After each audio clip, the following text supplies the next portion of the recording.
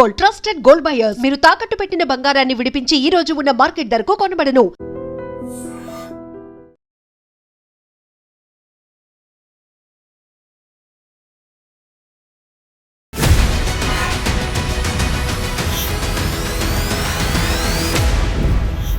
నమస్తే, welcome to I dream inside politics with కవిత.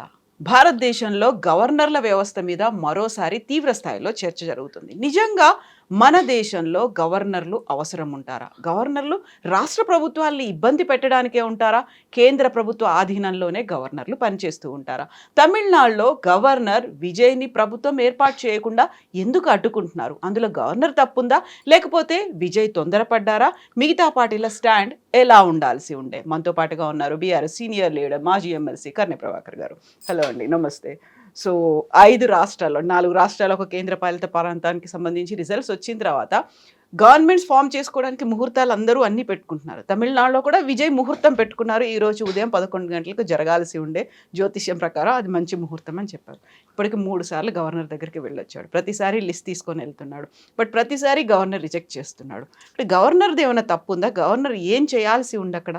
అంటే నిజానికి మీరు అన్నట్టుగా 4వ తేదీ నాడు ఫలితాలు వస్తే 5నో 6నో లేకపోతే 7వ తేదీకి ఇప్పటికి ప్రమాణ స్వీకారం చేయాల్సి ఉండే.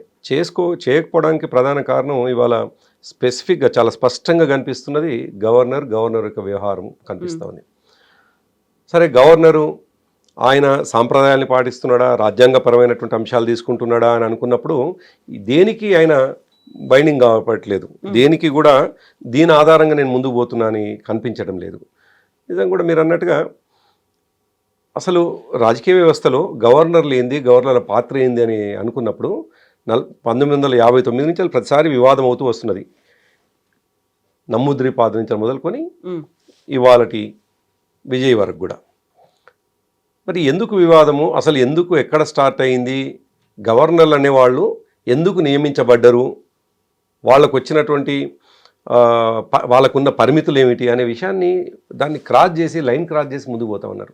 అందుకే అనేక సందర్భాల్లో రాజ్యాంగపరమైనటువంటి రాజ్యాంగబద్ధంగా వ్యవహరించాల్సినటువంటి గవర్నర్ గారిని కూడా అసలు గవర్నర్ల వ్యవస్థ ఉండకూడదు అనేటువంటి మాటలు వచ్చేటువంటి పరిస్థితి తెచ్చుకోవడం చాలా దురదృష్టకరం.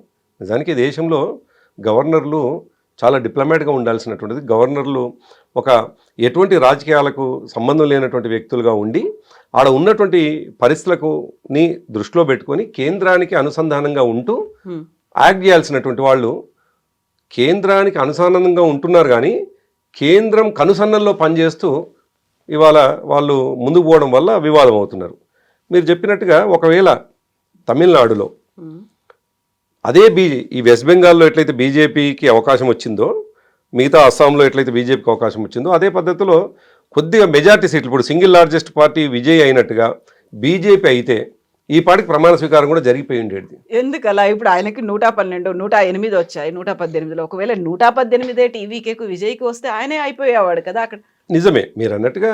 ఇప్పుడు ఒక సీట్ ఎక్కువ వచ్చినా డెఫినెట్గా ఆయన ముఖ్యమంత్రి కావాలి. ఆయనకు వచ్చింది 107 సీట్లు. 108లో ఒకటి పోతే 107, 108 అనుకుందాం. సరే, ఒకటి పోయింది కాబట్టి ఇప్పుడు టెక్నికల్గా అయితే 107 అనుకుందాము. 5 కాంగ్రెస్, 112. ఈ 112 సీట్లు అన్నప్పుడు తక్కువగా అనిపించింది గవర్నర్కి. దాంతో ఆయన అడుగుతున్నటువంటి మాట ఏమిటంటే నీకున్న మెజారిటీ ఎంత అని చెప్పేసి అడగడం. అసలు వివాదం అంతా ఏంటంటే అసలు ఇప్పటివరకు ఉన్నటువంటి సాంప్రదాయాలు ఏంటివి, లేదు కోర్టు ఇచ్చినటువంటి తీర్పులు ఏంటి అని అనుకున్నప్పుడు ఎస్ఆర్ బొమ్మాయి కేసు ఒకటి ఉన్నది. అదేవిధంగా సర్కారియా కమిషన్ చెప్పింది. On the floor of the హౌస్లో తేల్చుకోవాల్సినటువంటి అంశాన్ని నా ముందే తేల్చండి, మెజార్టీ ఎంత ఉందో నాకే చెప్పండి అనేటువంటి మాటని ఇవాళ గవర్నర్లు చెప్పడమే వివాదం అవుతా ఉంది.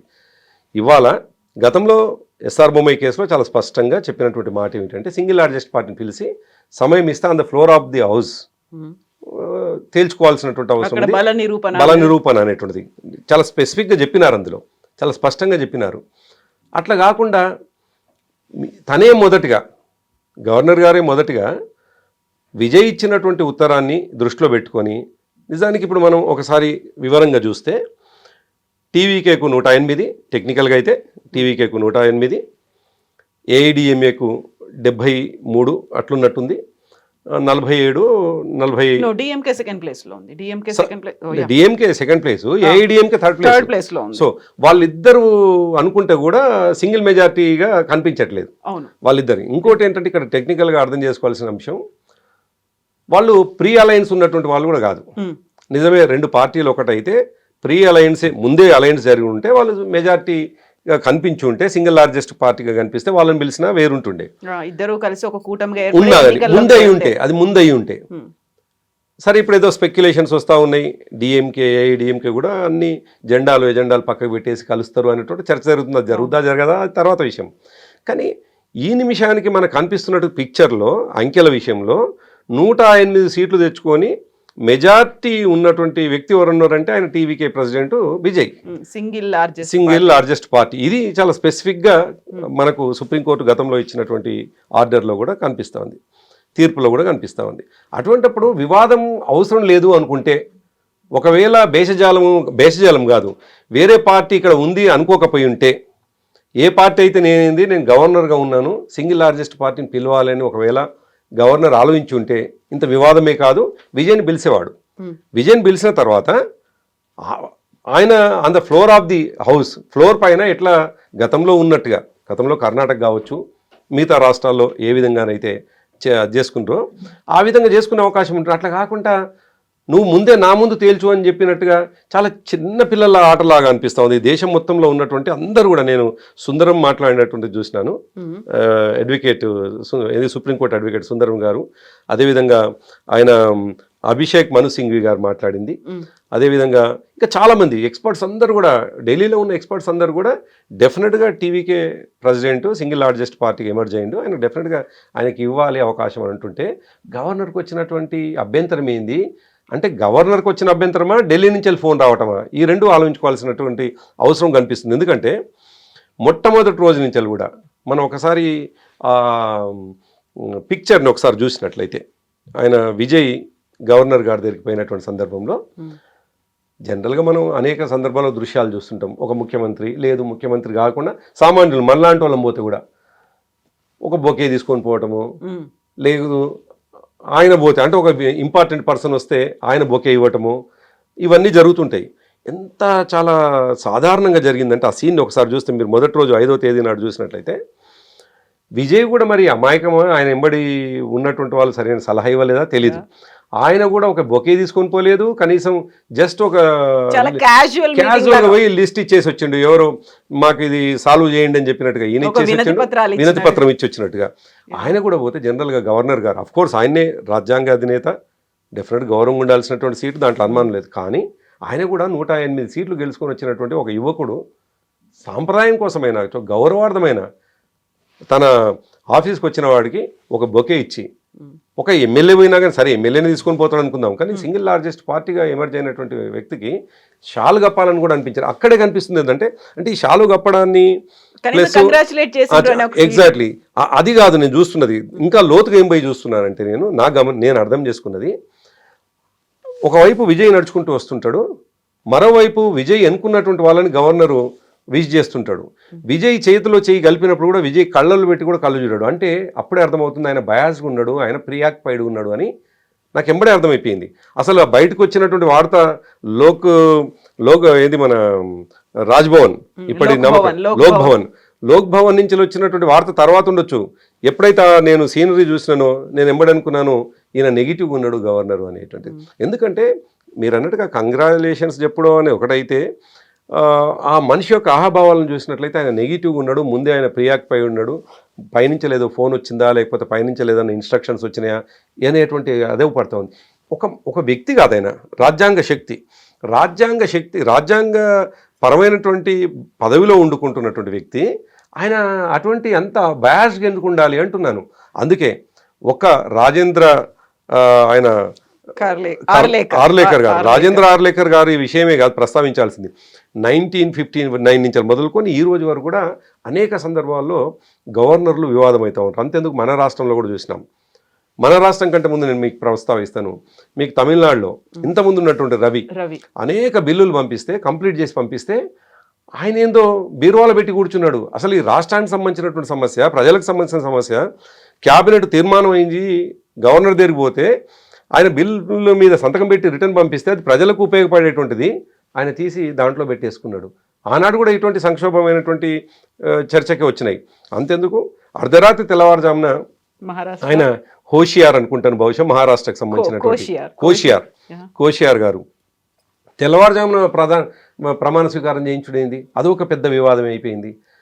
మీరు అంటే వివాదాల విషయానికి వస్తే అంతెందుకు మనకు తెలంగాణ కాడికి వచ్చేసరికి గవర్నర్లు సరే ఎమ్మెల్సీలని అపాయింట్ చేస్తున్నటువంటి సందర్భంలో చూడాల్సినటువంటి అవసరం ఉంది అనేటువంటిది వాళ్ళ ఉద్దేశం. కానీ అక్కడి నుంచి మొదలుకొని బిల్లుల విషయానికి వచ్చేసరికి అనేక వాటిని ఆమె వివాదమై ఇక్కడ ఉన్న తమిళసై సౌందరరాజన్ గారు వారు కూడా వివాదమై తెలంగాణలో పెద్ద వివాదంగా ఇట్లా ఒక్కరోజు కాదు. ఇంకా ప్రధానమైనటువంటి సబ్జెక్టు మన తెలుగు రాష్ట్రాల్లో గవర్నర్లు అనేవాళ్ళు తమ పరిమితికి లోబడి పనిచేయడం లేదు ఈ దేశంలో అనేటువంటిది చాలా స్పష్టంగా అవుపడుతుంది.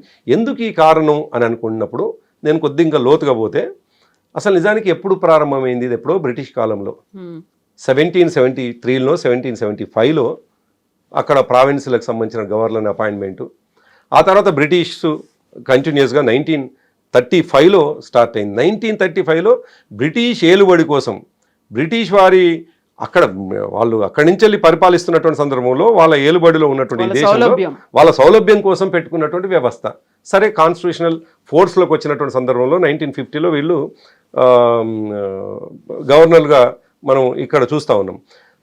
1950 నుంచి వెళ్ళి 9 సంవత్సరాల వ్యవధిలోనే మొట్టమొదటిసారి ఈఎంఎస్ నమూద్రిపాద్ గారిని ఆయన రద్దు చేయడం, ఆయన ప్రభుత్వాన్ని కేంద్ర ప్రభుత్వం రద్దు చేయడం, దాని కొనసాగింపు గవర్నర్.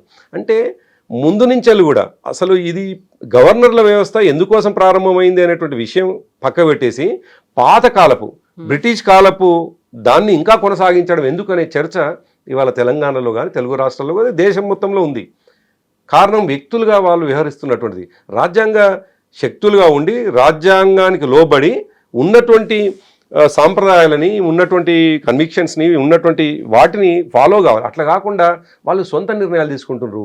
వాళ్ళ బాసుల యొక్క ఆలోచనలకు అనుగుణంగా ముందు పోతున్నారు. వాళ్ళ బాసులు ఏం చెప్తే అది అవుతుంది. ఎందుకు అవుతుంది ఇదంతా అని మనకు కనిపిస్తే నిజానికి అసలు అపాయింట్ చేస్తున్నటువంటి సందర్భంలో వాళ్ళు వివాద రహితులుగా ఉండాలంటే పార్టీలకు సంబంధం లేనటువంటి వాళ్ళని నియమించాలనేది ఒక చర్చ ఉన్నది. అసలు పార్టీలకు సంబంధం లేకుండా ఉంటే సరైనటువంటిది. కానీ ఇప్పుడు ఉన్నటువంటి మనం అనుకున్న అర్లేకర్ గారు ఆయన బీజేపీ గోవా ప్రెసిడెంట్గా పనిచేసినట్టున్నారు. ఆయన గతంలో ఎమ్మెల్యే కూడా పనిచేసినారు అక్కడ. ఆయన డెఫినెట్గా కాషాయ agenda, BJP agenda, Narendra Modi గారి ఆఫీస్ నుంచి ఏమొస్తే అదే పనిచేసేటట్టుగా ఉన్నాడు. అంతే తప్ప గవర్నర్గా పనిచేస్తున్నట్టు కనిపించటం లేదు కదా. అందుకే ఈ వ్యవస్థ వివాదం కావడానికి కారణం ఇవాళ దేశంలో ఉన్నటువంటి పార్టీలు. ఇవాళ ఈ దేశం మీరు అవునన్నా కాదన్నా ఫెడరల్ వ్యవస్థలో డెఫినెట్గా దాంట్లో భాగమై ఉన్నటువంటి దేశం. ఒక్కొక్క రాష్ట్రం ఒక పరిస్థితులు, ఒక రాష్ట్రంలో ఒక వాతావరణం ఉంటుంది. అటువంటి దాంట్లో ఈ వ్యవస్థ ఇట్నే కొనసాగితే డెఫినెట్గా దేశంలో ఎవరు కేంద్రంలో ఉంటారో, ఎవరు ప్రభుత్వంలో కొనసాగుతారో వాళ్ళ ఆజమాయిషి కొనసాగుతుంది. ఇక్కడ ప్రాంతీయ పార్టీల ప్రజల యొక్క కోరిక మేరకు, ప్రజల యొక్క అభిష్టం మేరకు ప్రాంతీయ పార్టీలు గెలిచి వచ్చినా డెఫినెట్గా వీళ్ళ పెన్నుపోటుతోటి వాళ్ళని దింపేసేటువంటిది. ఇది ఎక్కడ దుర్మార్గం? ఇది దుర్మార్గం కదా. అందుకే చెప్పిన ఈ కేరళ నమూద్రిపాద్ అప్పుడు జవహర్లాల్ నెహ్రూ ఉన్నారు పిఎంగా. జవహర్లాల్ నెహ్రూ గారు అంటే అక్కడేమో సిపిఎం పార్టీకి సంబంధించి, వాళ్ళేమో కాంగ్రెస్ పార్టీ. ఆనాడే స్టార్ట్ అయింది కుట్రలు చూడండి. అంటే వాళ్ళ ఏజెంట్ని ఇక్కడ పెట్టుకుని, ఏజెంటే అందాం ఒక మాటకు వస్తే, సరే అది కొద్దిగా ఇబ్బందికరమైనప్పటికీ. ఒకప్పుడేమో రాజకీయ నిరుద్యోగులను గవర్నర్లుగా నియమిస్తారని ఉన్నది, బట్ మీరు ఏజెంట్ అని కూడా నిజమే కదా. ఈ ఏజెంట్ గానే మనకంటే ఇప్పుడు తమిళసై సౌందరరాజన్ గారు ఇక్కడ ఉన్న, రవి గారు గతంలో తమిళనాడులో ఉన్న, అదేవిధంగా కోషియార్ గారు మహారాష్ట్రలో ఉన్న అనేక కేసులు, ఒక్క కేసు కాదు, వెస్ట్ బెంగాల్ కూడా ఉంది, మీరు మర్చిపోయారు. వెస్ట్ బెంగాల్ లో ధన్కడ్ గారు, జగదీప్ ధన్కడ్ గారు. అంతేందుకు ఎన్టీ రామారావు టైంలో అయితే రామ్లాల్ గారు చాలా. నేను ఒక చిన్న సంఘటన మీకు ఒక హాఫ్ మినిట్ కోసం చెప్తాను. రామ్లాల్ గారు ఎన్టీ రామారావు గారిని దింపినప్పుడు అప్పటి ప్రభుత్వానికి వ్యతిరేకంగా, నాదెండ్ల భాస్కరరావు గారి ప్రభుత్వానికి వ్యతిరేకంగా పెద్ద ఉద్యమం జరుగుతూ ఉన్నది. కానీ ఎంత విచిత్రమైన ఉద్యమం జరిగిందంటే చాలామంది గుర్తుండి ఉంటుంది. నాదెండ్ల భాస్కరరావు గారి మీద ఎంత ఆగ్రహం ఉండేనో దానికి రెట్టింపు కోపం ఆనాటి గవర్నర్ మీద ప్రజల నుంచి వచ్చింది. విచిత్రం ఏంటంటే ముఖ్యమంత్రిగా ఎన్నికైనటువంటి ఆయన మీద వ్యతిరేకత రావాలి. రాక గవర్నర్కి వచ్చింది. ఆనాడు నాకు బాగా గుర్తున్నది, మా ఊర్లో ఉన్నాను నేను, మా సొంత ఊర్లో ఉన్నాను. నేను 8th క్లాస్ చదువుతున్నాను. నేను 8th క్లాస్ చదువుతున్నాను. రామ్లాల్ గారి దిష్టిబొమ్మని మా ఊరు సెంటర్లో ఒక వేప చెట్టు ఉంటుంది. ఆ వేప చెట్టుకు దిష్టిబొమ్మ ఎలాడేసి సాయంకాలం 5 గంటలు 5:30 6 ప్రాంతంలో దిష్టిబొమ్మ తగలబెడుతున్నారు. ఎంత ఒక కొద్దిగా హ్యూమరస్గా ఉండడానికి ఒక చిన్న విషయం చెప్తాను. అంటే చిన్న పిల్లలు సైతం ఆనాడు ఏ రకంగా రియాక్ట్ అయినారు అని చెప్పడానికి. మా అన్నయ్య నాకంటే పెద్ద ఆయన 10th క్లాస్ ఎగ్జామ్ రాసిండు. ఆయన 3 మార్కులతోటి ఫెయిల్ అయింది. ఆయన పేరు భాస్కర్. 3 మార్కులతోటి ఫెయిల్ అయింది. ఆయన ఫెయిల్ అయితే సరిగ్గా ఈ ఊరంతా కూడా ఒకటే. ఆనాడు కూడా ఊర్లు కదిలినాయి. అంటే రాజ్యాంగ పరంగా ఉన్న వ్యక్తి చేసేటువంటి దానికి ప్రజల నుంచి వచ్చే నిరసన కోసం చెప్తున్నాను. అందులో మళ్ళీ సోషల్ మీడియా అప్పుడు లేదు, అసలు లేదు. టీవీలు కూడా లేవు. ఎగ్జాక్ట్లీ. ఊరంతా కూడా ఒకటై, పార్టీలకు సంబంధం లేదు. మా ఊర్లో అన్ని సిపిఐ పార్టీ ఉంటుంది, సిపిఎం పార్టీ, ఆనాడు తెలుగుదేశం పార్టీ. మా అన్నయ్య వయస్సు 15 సంవత్సరాల వయస్సు. ఆయన కూడా పోయి ఆ దిష్టిబొమ్మ కాల్చే కార్యక్రమం ఉన్నాడు. నాకు 13 సంవత్సరాల వయసు అనుకుంటాను. సరిగ్గా నేను ఆల్ ఇండియా రేడియో వస్తున్నది, వార్తలు వస్తున్నాయి సాయంకాలం 5:45 6 o'clock. దాంట్లో అప్పటి ప్రభుత్వం నాదెండ్ల భాస్కరరావు గారు ఒక నిర్ణయం తీసుకున్నారు. ఏంటంటే 10th క్లాస్ ఫెయిల్ అయినటువంటి పిల్లలకు గ్రేస్ మార్కులు 3 మార్కులు కలుపుతున్నారు అని ఒక అనౌన్స్మెంట్ వచ్చింది. ఫెయిల్ అయినటువంటి మా అన్నయ్య 3 మార్కులతో ఫెయిల్ అయ్యిండు. ఆయన పాస్ అయినట్టు కదా, ఎంబడి పోయి మా అన్నయ్యకి చెప్పినాను నేను, అన్న ఇప్పుడే వార్తలు విన్నాను, నువ్వు పాస్ అయినావు అంటే, వాడు ఎన్ని మార్కులు కలుపుకున్నా మేము దిష్టి బొమ్మలు తగలబెట్టుడే అని. అంటే ఆనాడు పిల్లల్లో కూడా ఇటువంటి చైతన్యం వచ్చింది. అంటే వ్యక్తులు ఏమైనా ఉండొచ్చు, వ్యవస్థలు ఏమైనా ఉండొచ్చు, కొన్ని సందర్భాల్లో గ్రామీణ స్థాయి నుంచి వెళ్ళి తిరుగుబాటు వచ్చేటువంటి అవకాశం ఉంటుంది. అందుకే గుర్తుపెట్టుకోవాలి, ఈ నిర్ణయాలు అనేటువంటివి ఒక లెవెల్ వరకు ఆగిపోవు, కొన్ని సందర్భాల్లో తీవ్రమవుతాయి. ఇప్పటికే చూసినాం మనం, ఆయన కమల్ హాసన్ గారు స్టేట్మెంట్ ఇచ్చినారు, విశాల్ స్టేట్మెంట్ ఇచ్చినాడు, ప్రకాష్ రాజ్ సినిమాకు. అంతెందుకు, ఏకంగా ప్రతిపక్ష నాయకుడిగా ఎమర్జ్ అయి ఉన్నటువంటి స్టాలిన్ గారు కూడా ఒక మాట అన్నారు, ఎస్ మీరు రాజ్యాంగానికి లోబడి ముందుకు పోవాల్సినటువంటి ఉంది, ఇప్పటికే అసెంబ్లీ రద్దయి ఉన్నది, మళ్ళీ ప్రజలకు నష్టమవుతుంది కాబట్టి మీరు ఎమ్మడే నిర్ణయం తీసుకొని ముందుకు పోండి అని చెప్పేసి ఆయన స్టేట్మెంట్ ఇచ్చినాడు.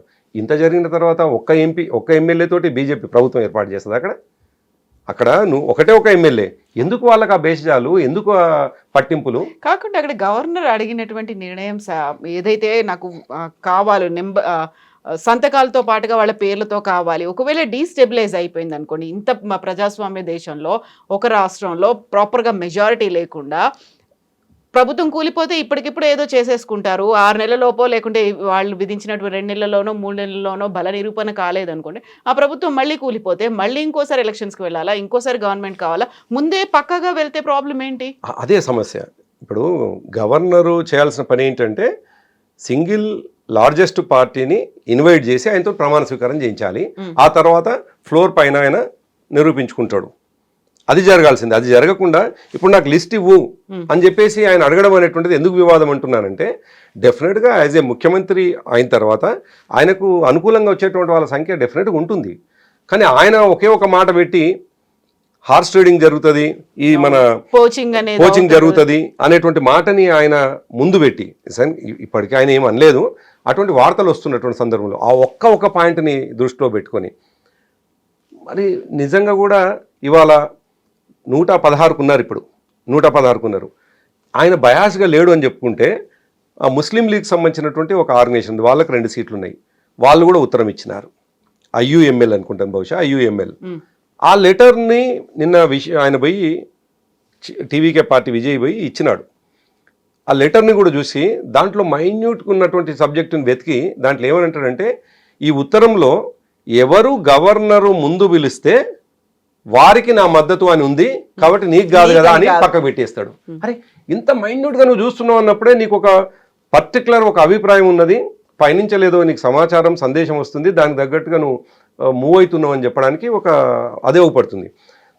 వాళ్ళు అన్నది నిజమే. మరి ఏమంటారు, చెట్టు ముందా ఇత్తు ముందా అన్నట్టు ఉంది. ఎట్లా ఎందుకంటున్నానంటే, గవర్నరు ఎవరిని పిలుస్తాడు అనేమో IUML ఇచ్చింది, ఎవరిని పిలవాలి అనేటువంటిది నిర్ణయం కాకముందుకు ఉత్తరం ఇచ్చినాడు.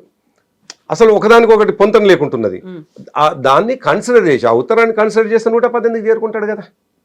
అందుకే ఇంత గందరగోళమైనటువంటి కారణం ఆయన బయాస్డ్గా ఉండడము, ఆయన ఒక రాజకీయ పార్టీ నియమించబడ్డటువంటి వ్యక్తి కావడం. అందులో ఎప్పుడో బ్రిటిష్ కాలంలో ఏర్పాటైనటువంటి గవర్నర్ వ్యవస్థ కొనసాగడమే ఇంత గందరగోళానికి కారణంగా నేను వ్యక్తిగతంగా కోర్స్ ఇది మా పార్టీ అభిప్రాయం అనే కంటే కూడా నా వ్యక్తిగతమైనటువంటి అభిప్రాయం ఇది. నేను నిజానికి అందరి అభిప్రాయం ఇవాళ దేశంలో ఉన్నటువంటి అందరి అభిప్రాయం ఇది. కాబట్టి నేనేమంటున్నాను, ఈ గవర్నర్లు అనేటువంటి వాళ్ళు నేను సూటిగా చెప్పదలుచుకున్నాను, మళ్ళీ ఒకసారి చెప్పగలుగుతున్నాను. 26 సంవత్సరాలుగా నేను రాజకీయాల్లో ఉన్నటువంటి వ్యక్తిగా గవర్నర్ల వ్యవస్థ పాతబడిపోయి ఎప్పుడో ప్రారంభమైనటువంటి 1935లో ప్రారంభమైనటువంటిది వ్యవస్థ ఉండకూడదు, రద్దు చేయాలి అంటున్నాను. ఇవాళ దేశంలో అక్కడక్కడ వినిపిస్తున్నటువంటి దానికి వ్యక్తిగతంగా నేను కూడా అదే అంటున్నాను. ఎందుకంటే ఇంత గందరగోళం ఏందండి అసలు. తమిళనాడు ప్రజలు మ్యాండేటరీ ఇచ్చినారు ఒక రాజకీయ పార్టీకి, డెఫినెట్గా వారిని పిలవాలి కదా, గౌరవం ఉంటుంది కదా. అయితే ఇక్కడ విజయ్ చేసినటువంటి ప్రాపర్ ప్రోటోకాల్ అనేది పాటించలేదు, కొన్ని మిస్టేక్స్ చేశాడు. ఆయనకు ఆ ప్రాపర్గా ఒక రాజకీయం ఎలా చేయాలి, రాజకీయ నాయకుడు ఒక పార్టీ లీడర్ అధ్యక్షుడు ఎలా చేయాలో అలా చెయ్యలేదు. సింగిల్ లార్జెస్ట్ పార్టీ అలా అయితే వేసుకోవచ్చు, కాకపోతే నన్ను ఆహ్వానించండి, మా నెంబర్ ఇంతుంది, కౌంట్ ఇంతుంది అని చూపించుకోవడమే విజయ్ చేసినటువంటి తప్పు. ఆయనకు ఇవ్వాల్సినటువంటి అడ్వైజర్లు అంటారు కదా, సలహాదారులు మిస్ అవ్వడం వల్ల అంత మెచ్యూర్డ్గా ఆయన ఆలోచించలేదు. నిజమే, మీరు అన్నది చాలా వాల్యూడ్ పాయింట్. వాస్తవానికి అతను నేను ముఖ్యమంత్రి అవుతాను అనుకున్నాడా అనుకోలేదా ఇప్పటికి మనకు అర్థం కావట్లేదు, అంత గందరగోళం ఉన్నది. తెలంగాణ కాదు, భారతదేశం అంతా కూడా నిజానికి విజయ్ వైపే చూస్తున్నది. భారతదేశంలో ఉన్నటువంటి చాలా పరిణతి చెందినటువంటి రాజకీయ కురువృద్ధులు కూడా ఒక చర్చకు అవకాశం ఉన్నటువంటి ఫలితాలు అక్కడ వచ్చినాయి. ముందు చాలా సందర్భాల్లో మేము అనుకున్నటువంటిది ఆయన 8 to 10%, 8 to 12% ఓట్ షేరింగ్ ఉంటుంది, అంతకంటే ఎక్కువ ఉండకపోవచ్చు. ఆయన నామినేషన్లు వేసే నాటికైతే 3 నుండి 5% దాటదేమో అని అనుకున్నాం. ఆ తర్వాత రోజు రోజుకి పెరుగుతుంటే చివరి నాటికి 12 నుండి 15% అంతకంటే దాటడేమో అని అనుకున్నాం. ఒకే ఒక సర్వే సంస్థ చెప్పింది ఆయన గెలుస్తుందని, యాక్సిస్ మై ఇండియా ఒకటే. ఆ సంస్థ చెప్పినప్పుడు నిజానికి వ్యక్తిగతంగా నేను కూడా నవ్వుకున్నాను, వీడికి సరైనది రాలేదేమో అని. నిజానికి అతను చెప్పిందే నిజమైంది, ఫలితాలు 108 వచ్చినాయి. అయితే విజయ్ కూడా అంత కాన్ఫిడెంట్గా ఉన్నాడా లేడా తెలీదు. మీరు ఒకసారి వెనక్కి చూస్తే ఎన్టీ రామారావు పార్టీ పెట్టినప్పుడు కూడా ఆయన సినిమా యాక్టర్ కావచ్చు, విజయ్ లాగే. ఇప్పుడు విజయ్ ఎట్లయితే ఒక సినిమా యాక్టరో ఆనాడు ఎన్టీ రామారావు పార్టీ పెట్టినాడు. ఆయన వెనుక చాలా కురువృద్ధులైనటువంటి చాలా మేధావులుగా ఉన్నటువంటి నాదెండ్ల భాస్కర్ రావు ఉండే, నల్లపరెడ్డి శ్రీనివాసరెడ్డి గారు ఉండే, చాలా యోధులు ఉండే. మహేంద్రనాథ్ ఆయనతో తర్వాత కంటిన్యూ అయినాడు అనుకుంటుంది. చాలామంది యోధులు ఉండే. ఆనాడు 9 నెలలనే పార్టీ పెట్టినాడు. ఆ తర్వాత పార్టీ అధికారంలోకి వచ్చింది, చాలా తెలివిగా ముందుకు తీసుకుపోయినాడు. కానీ ఈయనంట ఎందుకో అధికారంలోకి రాననుకున్నాడో మరొకటి అనుకున్నాడు, కానీ అనుభవజ్ఞులు ఎవరు లేకపోవడంతో చేసినటువంటి తప్పులు ఒకటి కాదు. ఆ 4వ తేదీ నాడు సాయంకాలానికి మనకు బ్లర్గా ఫలితాలు కనిపిస్తే మొత్తం పూర్తి మెజారిటీ కనిపించట్లేదు. ఆ తర్వాత కొద్దిగా ఆలోచించుకోవాల్సినటువంటి అవసరం ఉండే. ఏ విధంగా నేను అప్రోచ్ కావాలి అంటే, ప్రీవియస్ ఏ రాష్ట్రాల్లో ఎటువంటి సిచ్యువేషన్స్ ఉండే వాటిని ఫేస్ చేసిన వాళ్ళు ఎట్లా అని కొంత సలహాలు తీసుకొని, లేదు లీగల్ ఎక్స్పర్ట్ సలహాలు తీసుకొని, పొలిటికల్ ఎక్స్పర్ట్ సలహాలు తీసుకొని ముందుకు పోయినంటే బాగుండేనేమో. అదంతా చేయలేదేమో అనిపిస్తూ ఉంది. ఆయన పోయినటువంటి ప్రతినిధి బృందం ఎవరు కూడా పెద్దగా ఎక్స్పీరియన్స్ ఉన్నటువంటి వాళ్ళు కానీ, బహుశా ఆయన వెంబడి ఒకే ఒక్కరు కొంత రాజకీయ పరిణితి ఉన్నటువంటి ఎగ్జాక్ట్లీ ఆయన ఒక్కడు మాత్రం ఉన్నట్టున్నారు, ఇంకెవరు లేనట్టున్నారు. నిజంగా కూడా ఫలితాలు వచ్చిన తర్వాత ఒకసారి మనం ఎమ్మెల్యేలను చూస్తే కూడా ఒక ఆటో డ్రైవర్ కొడుకు, ఒక ఆటో డ్రైవర్, ఒక టీచర్, ప్రైవేటు స్కూల్ టీచరు, ఆ తర్వాత చికెన్ షాప్ అతను, ఇట్లా చాలా గమ్మత్తుగా ప్రజలు మ్యాండేట్ ఇచ్చినారు. నిజానికి చెప్పాలంటే తమిళనాడు ప్రజలకి హ్యాట్స్ ఆఫ్, మంచి మ్యాండేట్ ఇచ్చినారు, దాంట్లో అనుమానం లేదు. ఎందుకంటే ఈ రోజుల్లో రోజుకి ఓటుకు 1000 రూపాయల బేరం అవుతున్నటువంటి ఈ రోజుల్లో ఎటువంటి డబ్బు లేనటువంటి వాళ్ళని గెలిపించి చట్టసభలకు పంపడం అనేటువంటిది చాలా గౌరవప్రదమైనటువంటిది. అంతేందుకు మనం అదే పద్ధతిలో చూడాలి. సరే ఆప్ ఇవాళ ఎట్లుంది అనే కంటే, ఆప్ ఎమర్జ్ అయినాడు, పొలిటికల్ పార్టీకి ఎమర్జ్ అయినాడు కూడా ఆ వెనుక పెద్ద శక్తులు ఉండే, చాలా బ్యూరోక్రాట్స్ ఉండే, వాళ్ళంతా కూడా ముందుకు నడిపించినారు. అక్కడెక్కడో కొద్దిగా గ్యాప్ అనిపిస్తూ ఉంది. దాని కొనసాగింపు ఏం జరిగింది, నిజానికి కొద్దిగా లోపలికి పోయి చూస్తే ఆయన హడావుడిగా 5వ తేదీ నాడు సాయంకాలం ఒక ఉత్తరం పట్టుకొని గవర్నర్ గారు తిరిగిపోయినాడు. దాంట్లో కూడా ఇంకా నేను కొద్దిగా లోపలికి పోయి ఇంకా గమనిస్తే ఆయన అందరి పేర్లతో సహా ఇంతమంది మేము గెలిచినాము, కాంగ్రెస్ పార్టీ 112 మంది పేర్లతోటి ఆయనకు ఉత్తరం వేయడమే చాలా పెద్ద తప్పు చేసిండేమో అని నేను అనుకుంటున్నాను. ఎందుకంటున్నానంటే, గవర్నరు ఏదైతే కోరుకుంటున్నాడో, ఏ వివాదం అయితే ఆయన ఎక్స్పెక్ట్ చేస్తున్నాడో ఆ వివాదానికి కారణమే విజయ్ అయిండేమో అని ఆయన తీసుకెళ్ళి నా దగ్గర 112 ఉన్నారు అని ఆయనే చేతిలో పెట్టినట్టుగా అనిపిస్తూ ఉంది. అసలు ఆయన చేయాల్సింది, ఒకవేళ కొద్దిగా పరిణతి ఉండి ఉంటే ఎవరైనా సలహా ఇచ్చి ఉంటే నేను సింగిల్ లార్జెస్ట్ పార్టీగా ఎమర్జ్ అయి ఉన్నాను, నాకు సింగిల్ పార్టీ లార్జెస్ట్ పార్టీగా ఉన్నవాడిని, నన్ను పిలవండి ప్రభుత్వానికి అని ఉంటే, ఒకవేళ ఆయన బయాస్డ్గా ఉన్నా లీగల్గా ఆయన సరైన వాడు అయితే ఉండనేమో. ఎట్లా లీగల్గా అంటున్నానంటే, ఈ మధ్య మనం 2 రోజుల సంది వింటున్నాం సుప్రీంకోర్టు కూడా పోవడానికి సిద్ధమైనరు వాళ్ళు అని. సుప్రీంకోర్టు పోతే సింగిల్ లార్జెస్ట్ పార్టీగా నన్ను పిలవండి అని అన్నప్పుడేమో కొద్దిగా ఆయనకు ఇంకా వెయిట్ ఉంటుండే, సుప్రీంకోర్టులో కూడా ఆర్గ్యుమెంట్ చేస్తుండే. ఈలోపు ఈ 4-5 రోజుల్లో డెఫినెట్గా ఇండిపెండెంట్ వస్తారు, ఇంకొకరు వస్తుండే. ఆయన ముందే మొదటి రోజే పోయి ఆయన చేతిలో శత్రు చేతిలో కాగితం పెట్టి వచ్చినట్టుగా అనిపించింది. ఆయుధం ఇచ్చి నాకు 112 మందే ఉండు అని. ఒకవేళ నిజంగా కూడా సుప్రీంకోర్టు పోయి ఉంటే గవర్నర్ వైపు నుంచి వెళ్ళి ఆర్గ్యుమెంట్ చేసే అడ్వకేట్ కూడా ఆయన్నే ఒప్పుకున్నాడు కదా 112 ఉన్నాయని, ఆయనకు మెజార్టీ లేదని ఆయన్నే ఒప్పుకున్నాక ఎట్లా పిలుస్తారు అని ఆయన టెక్నికల్గా ఇరికి వచ్చిండేమో అనిపిస్తూ ఉన్నది. ఆ తప్పు చేసి ఇవాళ ఇంకా ఇబ్బంది పడుకుంటూ పోతుండే. అందుకే 3 సార్లు పోయినా ప్రతిసారి ఆయన చిన్నపిల్లగాడు అడిగినట్టుగా, చిన్నపిల్లోని గిట్ట నువ్వు లెక్కలు చెప్పు అన్నట్టుగా, నీకు కంప్లీట్ కాలేదు కదా, ఒకసారి ఏమో 112 నువ్వే చెప్తున్నావు కుదరదు, ఇంకోసారి పోతేనేమో లేదు నీ సంఖ్య ఎంతో నువ్వు నిరూపించాల్సిందే, మూడోసారి పోతేనేమో ఓకే 120 ఉన్నది బాగానే ఉంది అని అంటాడు. ఆ తర్వాత వీసీకే క్లారిటీ ఇవ్వలేదు, లెటర్ పంపలేదని అంటాడు. అదే IUML ఏమో దాంట్లో ఏదో లాజిక్ వెతికిండు, ఎవరికైతే మీరు ప్రభుత్వం ఏర్పాటు చేసుకునే అధికారం ఇస్తారో వాళ్ళకి మా మద్దతు అని ఆ లాజిక్ వెతికిండు. దాంతో 116కి వచ్చి పడిపోయాడు మళ్ళీ. అంటే సంఖ్య చుట్టూ తిరుగుతూ ఉన్నాడు విజయ్. ఆ సంఖ్య చుట్టూ తిరగడానికి పరిణతి లేకపోవడమా, ఎక్స్పీరియన్స్ లేకపోవడమా, ఆయనకు సలహాదారులు సరిగ్గా లేకపోవడంతో ఇబ్బంది అనిపిస్తుంది. స్టిల్ ఈ నిమిషానికి కూడా ఆయన డీల్ చేస్తున్నటువంటి పద్ధతిలో ఎక్కడో తేడా పడుతుంది. నేను ఎక్కడో చూసినాను, whether it is correct or not, VCK పార్టీకి ఆయన వాట్సాప్లో రిక్వెస్ట్ లెటర్ పెట్టినాడట. వాట్సాప్లో పెట్టినాడట ఏమని, మీరు నాకు మద్దతు తెలపండి అని.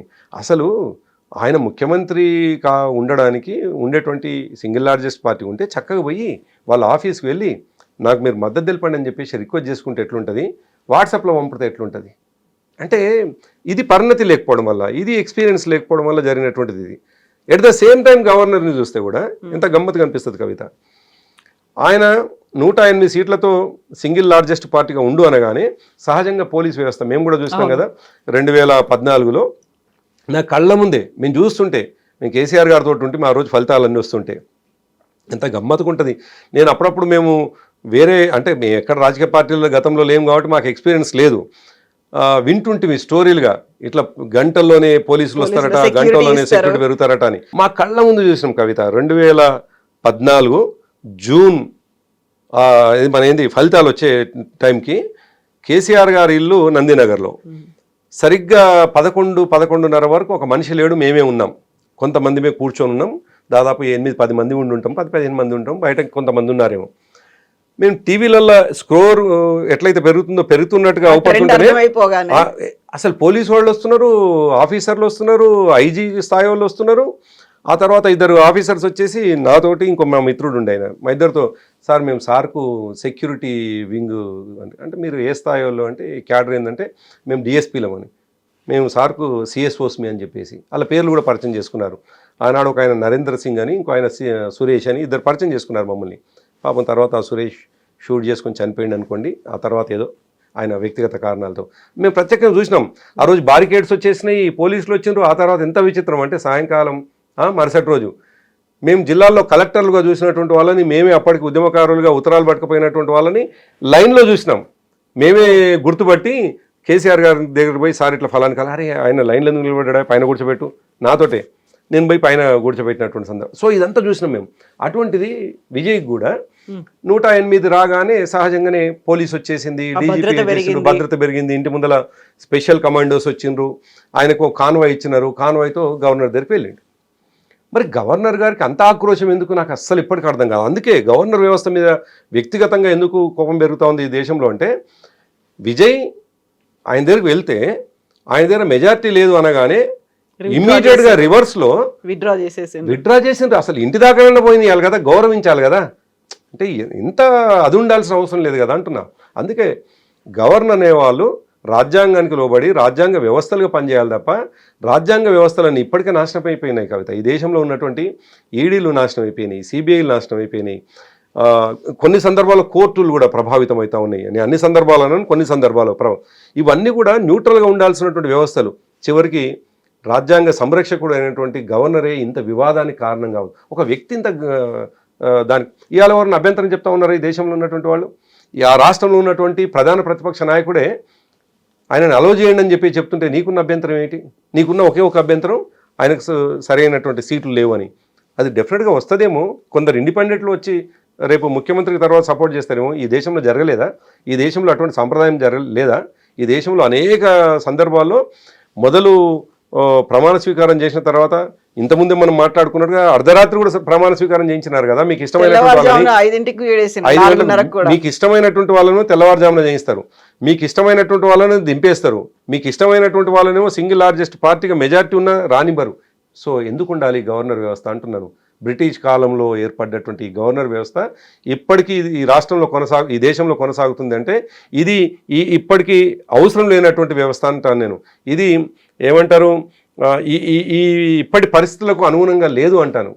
అందులో ఏ సందర్భంలో అవసరం వస్తాం వాళ్ళు ప్రభుత్వాల ఏర్పాటు విషయంలో, ఆ తర్వాత మెజారిటీ లేదు అనేటువంటి సందర్భంలో, ఆ తర్వాత బిల్లులు ఇటువంటివి సంతకాలు పెట్టాల్సినప్పుడు, మరొకటి మన విశ్వవిద్యాలయాలకు వైస్ ఛాన్సలర్గా నియమించాల్సిన 3-4 సందర్భాలు. మిగతా టైంలో మొత్తం వాళ్ళు ఒక రబ్బర్ స్టాంపుల్లాగా ఇవాళ లోక్ భవన్లో కూర్చుంటా ఉన్నారు. అటువంటిది డెఫినెట్గా ఒక వ్యవస్థను మరొక వ్యవస్థను తయారు చేసి ఢిల్లీ నుండా లేదు కోర్టుల ద్వారా ఇప్పుడు ఒక ప్రభుత్వం ఏర్పడాలి. ప్రభుత్వం ఏర్పడాలంటే ఒక జడ్జి చేత, ఇవాళ హైకోర్టు జడ్జిలు ఉంటారు, వాళ్ళ చేత ప్రమాణ స్వీకారం చేయించుడా. ఒక వ్యవస్థ డెఫినెట్గా ఒక ఎస్టాబ్లిష్ కావాలి, ఫస్ట్ కాన్స్టిట్యూట్ కావాలంటే అయితే తప్పదు కదా. సుప్రీంకోర్టు జడ్జిలు, హైకోర్టు జడ్జిలు ఉన్నారు, సీజేలు ఉన్నారు, వారితో చేయించడం. ఆయన మిగతా బిజినెస్ రెగ్యులర్ బిజినెస్ వేరే ఉంటుంది. స్పెసిఫిక్గా ఈ టైంకు మాత్రం లేదు అనుకుంటే, స్పెసిఫిక్గా ఈ టైంకు మాత్రమే ఎన్నికలు జరుగుతున్న రాష్ట్రానికి ఒక ప్రత్యేక అధికారి వస్తాడు. ఆ ప్రత్యేక అధికారి వచ్చి మొత్తం ప్రభుత్వం ఏర్పాటైన దాకా ఉంటాడు, ఏర్పాటు చేసి వెళ్ళిపోతాడు. ఎందుకు ఈ ఖర్చులు, ఎందుకు ఈ ప్రోటోకాల్, ఎందుకు లోక్ భవన్ ఖర్చు అంతా ఏమవసరం ఉంది దీనికి? అనవసరమే ఖర్చు కదా. ఇప్పుడు దేశానికి ఒక రాష్ట్రపతి ఉన్నట్టుగానే రాష్ట్రాలకి ఒక గవర్నర్ ఉంటాడు. ఆ కేంద్రం ఏ నిర్ణయాలు తీసుకుంటుందో వాటన్నిటికీ ఆమోద ముద్ర వేసేదో లేకుంటే సంతకాలు పెట్టేదో అంతా రాష్ట్రపతి. ఇక్కడ కూడా గవర్నర్ అంటే ప్రభుత్వానికి ప్రాపర్గా నిర్ణయాన్ని తీసుకుంటుందా లేదా, ఒక గ్రీన్ సిగ్నల్ ఇవ్వాలా లేదా, యాక్సెప్ట్ చేయాలా, ఏదైనా తప్పుడుగా ఇప్పుడు బీఆర్ఎస్ ఎమ్మెల్సీలకి సంబంధించి అప్పుడు సోషల్ యాక్టివిటీ మీద పెట్టుకోవాలి అనుకుంటే దాసోజీ శ్రవణ్ వాళ్ళని రిజెక్ట్ చేశారు. ఇలా ఏదైనా కొంచెం అటు ఇటుగా అవుతుంది అంటే ఒక డెసిషన్ మేకర్లుగా వాళ్ళు ఉంటారు, యాక్సెప్ట్ చేయాలా వద్దా, ఒక విచక్షణ అధికారాలు అనేవి ఉంటాయి. అది ఒక రకంగా ప్లస్సే అవుతుంది కదా. సమస్యల విచక్షణ అధికారాలతోటి ఇక్కడ సమస్యలు ఉంటే దాన్ని సాల్వ్ చేయాల్సింది పోయి వీళ్ళే జటిలమవుతా ఉన్నారు, సమస్యను జటిలం చేస్తూ ఉన్నారు. అది నేను అంటున్నది. నువ్వు ఒక న్యూట్రల్ పర్సన్గా ఉండి న్యూట్రల్ పర్సన్గా ఈ రాష్ట్రంలో వచ్చినటువంటి సమస్యని సాల్వ్ చేయడానికి విచక్షణతో నువ్వు ముందుకు పోవాలి. విచక్షణతో ముందుకు పోకుండా విచక్షణ కోల్పోయి దేశం మొత్తంలో ఉన్నటువంటి ప్రజల్ని ఏకం చేసేటువంటి పరిస్థితి నీ వ్యవస్థకు వ్యతిరేకంగా ఇంతకుముందే రామ్లాల్ గారి గురించి చెప్పినట్టుగా ఇటువంటిది నష్టం కదా. ఇప్పుడు గవర్నర్ అనే వ్యక్తిని డెఫినెట్గా ఈ దేశం గౌరవంగా చూడాలి, ఆ ప్రాంతం గౌరవంగా చూడాలి. గౌరవంగా చూడాల్సినటువంటి గవర్నర్ గారు గౌరవం కోల్పోతా ఉంటే ఇంకెందుకు ఆ గవర్నర్ వ్యవస్థ అంటున్నాను నేను. ఎందుకు కానీ ఇప్పుడు మనకి ఇంత మాట్లాడుకుంటే ఉన్నటువంటి ఇన్ని రాష్ట్రాలు, కేంద్రపాలిత ప్రాంతాలు, లెఫ్టినెంట్ గవర్నర్ వీళ్ళ గురించి మాట్లాడితే ఎక్కడో ఒక చోట 4-5 మాత్రమే కనిపిస్తున్నారు కదా. మిగతా వాళ్ళంతతో బాగానే ఉంది, ప్రాబ్లం ఏం లేదు కదా. చాలా రాష్ట్రాల్లో జరుగుతుంది కవిత. నేను అందుకుంటున్నాను 59 నుంచి మొదలుకొని ఇప్పటి వరకు చాలా రాష్ట్రాల్లో సందర్భం వచ్చినప్పుడల్లా జరిగింది. ఈ రాష్ట్రం ఆ రాష్ట్రం కాదు, అనేక రాష్ట్రాల్లో జరిగింది ఇప్పటికీ. అందుకే అంటున్నాను, నువ్వు ఒక వ్యక్తి నియమించి ఆ రాష్ట్రంలో ఇప్పుడు దాదాపు 4వ తేదీ ఇవాళ 9వ తేదీ 5 రోజులుగా ఇంత వివాదం ఎందుకు, ఇంత గందరగోళం ఆ ప్రజలకు? వాళ్ళు మ్యాండేట్ ఇచ్చి పంపినారు కదా, వాళ్ళు మ్యాండేట్ ఇచ్చి మా ముఖ్యమంత్రి ఫలానా వాళ్ళు అయితే బాగుంటుంది అనుకున్నారు కదా. అటువంటి ప్రజల మధ్యని గందరగోళం పెట్టుడు ఎందుకు? వాళ్ళని రోడ్ల మీద తీసుకొచ్చేటువంటి పరిస్థితి రాజ్యాంగ సంరక్షకుడికి ఎందుకు తీసుకొస్తున్నావు? నువ్వు రాజ్యాంగ సంరక్షకుడు కదా, ఇంకా నువ్వు వాళ్ళని సరైనటువంటి వైపు నడిపేటట్టు ఉండాలి కదా. కాబట్టి మీరేమంటున్నారంటే కొన్ని రాష్ట్రాల్లో జరిగేటువంటిది కాబట్టి దీన్ని ఓవరాల్గా వివాదం చేయకూడదని మీరు అంటున్నారు. నేనంటాను సందర్భం వచ్చినప్పుడల్లా ఆ రాష్ట్రంలో ఉన్నటువంటి పరిస్థితి, రాజకీయ స్థితిగతులని దృష్టిలో పెట్టుకొని ఈ వ్యవస్థలన్నీ పాడవుతున్నాయి అంటున్నాను. ఇక ప్రాంతీయ పార్టీ ఉంది, నిజానికి దేశం అనివార్యంగా ప్రాంతీయ పార్టీలు ఉంటాయి ఈ దేశంలో. ఇది సమాఖ్య స్ఫూర్తికి అనుగుణంగా జరుగుతున్నటువంటి రాష్ట్రాలు, ఉన్నటువంటి రాష్ట్రాలు. డెఫినెట్గా 27 రాష్ట్రాలు ఉండాల్సిందే, 28 రాష్ట్రాలు ఉండాల్సిందే, రాష్ట్రాల ప్రభుత్వాలు ఏర్పడాల్సిందే. సందర్భం వచ్చినప్పుడల్లా ఆ రాష్ట్రాల్లో గవర్నరు నియమించినటువంటి వాళ్ళు, ఇప్పుడు ఈ దేశంలో బీజేపీకి సంబంధించినటువంటి వాళ్ళు నియమించినటువంటి వాళ్ళు గవర్నర్గా ఉన్నారు. అక్కడ వాళ్ళ ప్రభుత్వం రాని మరుక్షణం వాళ్ళు భిన్నంగా యాక్ట్ చేస్తూ ఉన్నారు కదా, భిన్నంగా వ్యవహరిస్తూ ఉన్నారు కదా. అటువంటి సందర్భంలో ఎందుకు ఇంకా ఈ వ్యవస్థ అంటున్నాను. కొన్ని పరిమితమైనటువంటి సమయంలోకి ఉపయోగపడేటువంటి వీళ్ళని పర్మనెంట్గా వివాద వ్యక్తిగా ఎందుకు ఉండాలి? వీళ్ళు పర్మనెంట్గా ఒక వ్యక్తిని అక్కడ పెట్టి వివాదాన్ని సృష్టించే వ్యక్తులుగా మారుతున్నారు వీళ్ళు. మనం చూసినాం మన రాష్ట్రంలోని తమిళసై సౌందరరాజన్ గారు ఎంత ఇబ్బందులు జరిగినాయో మా ప్రభుత్వంలో ఉన్నటువంటి సందర్భంలో చివరికి ముఖం కూడా చూసుకోలేనటువంటి పరిస్థితి తెచ్చుకునే, కోర్టుల దాకా వెళ్ళాల్సిన పరిస్థితులు వచ్చేసి కోర్టులు పోతారా? ఎంత అవమానకరం నిజానికి. కాన్స్టిట్యూషనల్ బాడీ, కాన్స్టిట్యూషనల్ని రక్షించేటువంటి వాళ్ళు కోర్టులకు పోయేటువంటి పరిస్థితి ఎందుకు రావాలి? అందుకే అంటున్నాను, ఈ వ్యవస్థను రద్దు చేస్తేనే ఈ దేశంలో ఉన్నటువంటి రాష్ట్రాలకు ఇంకా కొద్ది లిబర్టీ ఉంటుంది. దీన్ని కంట్రోల్ పెట్టాల్సినటువంటి వ్యవస్థ ఆల్టర్నేటివ్ వ్యవస్థని తయారు చేసుకోవాలి, ఆల్టర్నేటివ్ మెకానిజంని చేసుకోవాలి, రాజ్యాంగ సవరణ జరగాలి.